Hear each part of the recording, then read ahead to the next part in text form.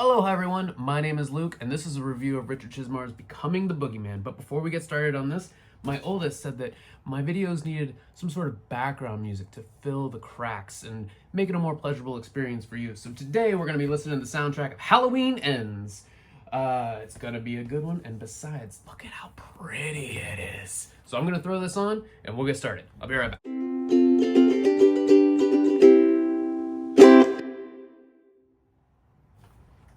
You know, I think John Carpenter is one of the most underrated people out there. Not only does he make great movies that people just blow right by, but his composing skills, second to none when it comes to that synth-heavy, dread-laden music. It's great to walk to a train stop in the rain to. Anyway, let's get started on today's stuff.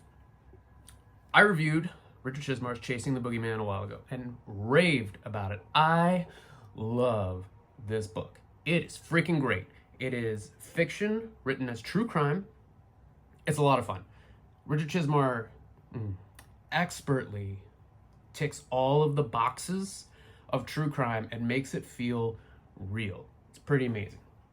The sequel, Becoming the Boogeyman, takes place years later, and it made me question a lot of Chasing the Boogeyman. It made me wonder if I had missed stuff, because there are things in this that would not be in a lot of true crime books. The last thoughts of a victim, the last acts of a victim. I mean, you might be able to say that this is probably what the victim did last, but it's told with such surety that it really puts you there, and it's very minute details, like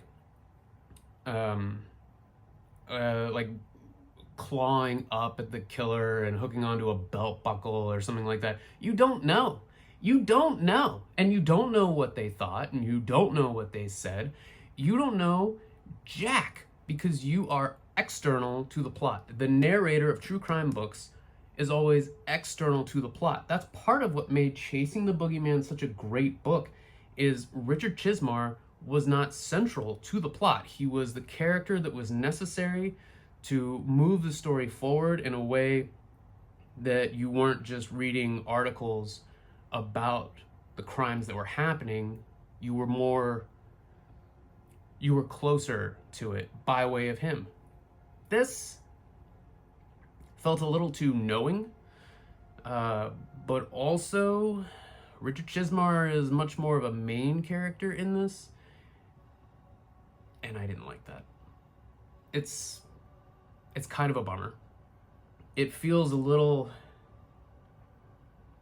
I don't know, a little bit too full of himself, and you know, I hate to say that because Chasing the Boogeyman was so great, and I think that Richard Chizmar is a very skilled writer. I'm very excited about Memorials, which comes out next month, but this one, I don't know, I was kind of disappointed in it. And beyond all of the things that have been going on in my life, personal and professional, that caused this delay between the last video and this video, really it was this book, because I was questioning how to properly word it in a way that wouldn't sound like denigrating Richard Chizmar in general, you know?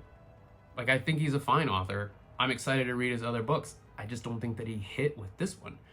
And I don't know, it's kind of a bummer.